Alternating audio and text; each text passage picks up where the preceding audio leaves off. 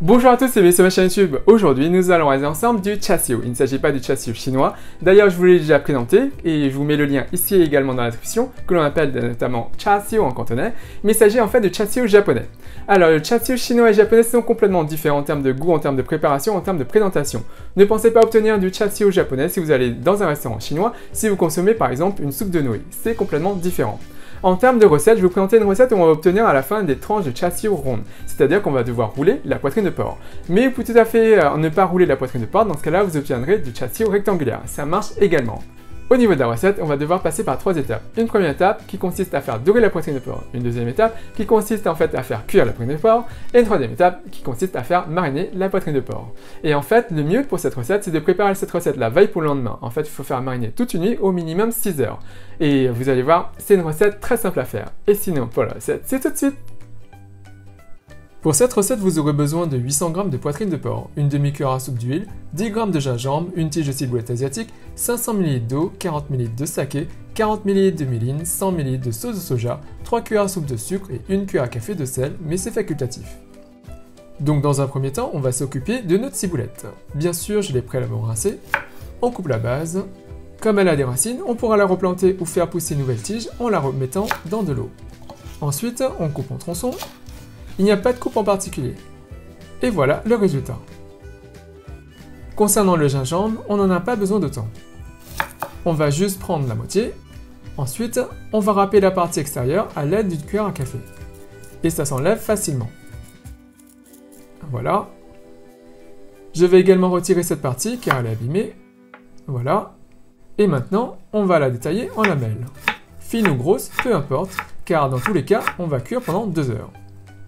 Et voilà le résultat. Concernant la poitrine de porc, alors essayez au possible de prendre un morceau dont l'épaisseur est assez homogène. Le mieux est d'avoir une épaisseur de chair constante et de gras constant.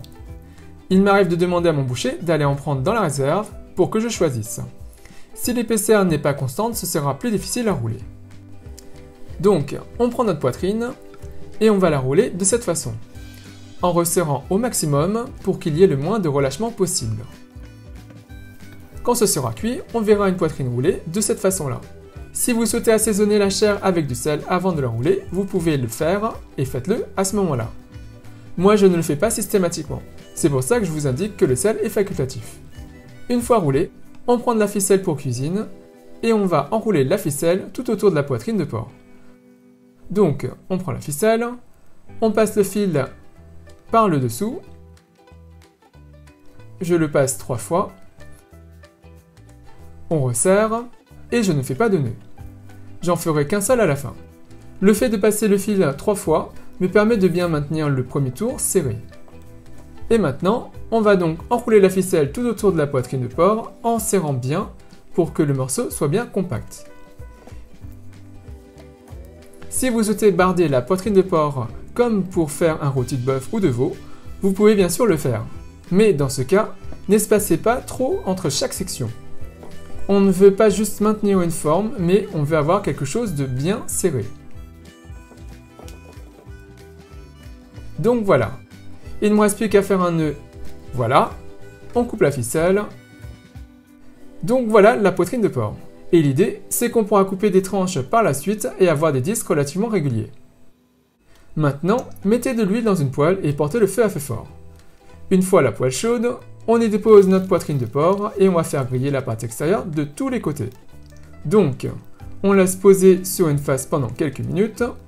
Attention aux éclaboussures d'huile. On le retourne régulièrement. Cette étape va vous prendre environ 10 minutes. Ne vous pressez pas et laissez le temps de griller.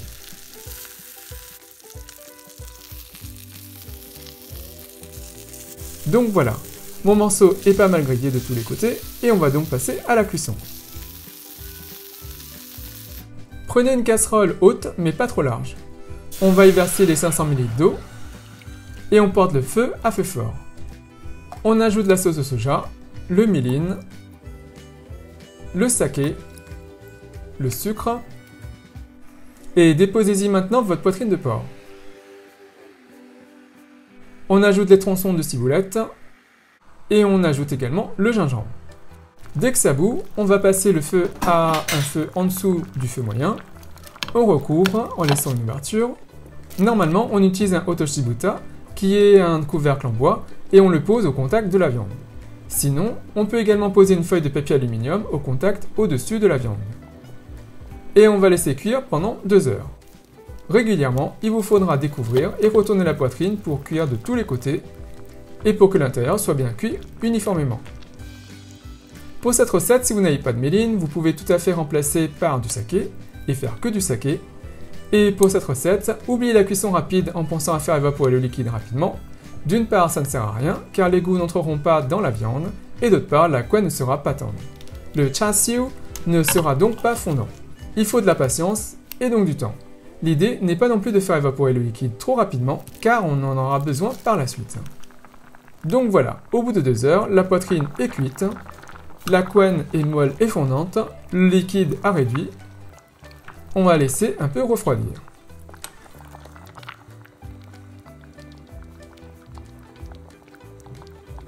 Prenez maintenant un récipient, une boîte haute ou un sac de congélation zippé par exemple.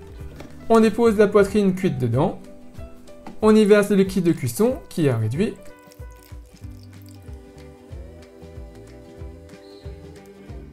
On peut retirer le gingembre et la ciboulette. Là, la poitrine trempe bien dans le liquide. Et on va refermer la boîte et laisser mariner pendant toute une nuit. D'où l'intérêt de ne pas faire évaporer tout le liquide. Voilà à quoi cela ressemble le lendemain. C'est devenu gélatineux et une couche de gras s'est formée en surface. Vous voyez, ce n'est pas juste liquide. Et on va retirer tout le gras du dessus à l'aide d'une cuillère à soupe ou à café. Voilà. Une fois retiré, on va conserver la gelée, mais on veut aussi récupérer la poitrine. L'astuce, c'est de tremper le récipient dans un saladier rempli d'eau bouillante. La gelée va fondre. Là, ça fait 5 minutes et toute la gelée n'a pas fondu. Je change d'eau chaude. On retrempe. Et voilà, au bout de 10 minutes, la gelée a fondu. On pourra se servir du liquide pour faire mariner des œufs pour les ramen par exemple. Donc voilà notre poitrine. Ça m'a l'air trop bon. On coupe la ficelle. On déroule. Vu que je n'ai fait qu'un nœud, il ne me reste plus qu'à dérouler le reste. Et là, on coupe au niveau du nœud. Et voilà. Je rapproche la caméra. Notre chashu tient en un bloc. Je vais le trancher pour que vous puissiez voir de plus près. Comme c'est roulé et serré, ça ne se délite pas. On peut servir tel quel dans une soupe de nouilles ou bien vous avez la possibilité de le poêler ou le griller au chalumeau. Donc voilà. Pour la poêle, on met de l'huile sur une poêle chaude. Quand c'est bien chaud, on étale l'huile sur une couche fine à l'aide d'un essuie-tout et on fait griller nos tranches de chashu. L'odeur de la poitrine grillée est juste enivrante. Ça me met l'eau à la bouche. Mais ne pensez pas que dans les restaurants, on vous met toujours des tranches grillées, car ce n'est pas toujours le cas. Et d'ailleurs, ça n'a pas obligatoirement un intérêt gustatif selon la base de soupe. Là, j'ai mis une tranche de l'extrémité de mon bloc de chashu. Comme ce n'était pas ficelé au bout, du coup, on voit bien la différence avec l'autre morceau. Et c'est super fondant.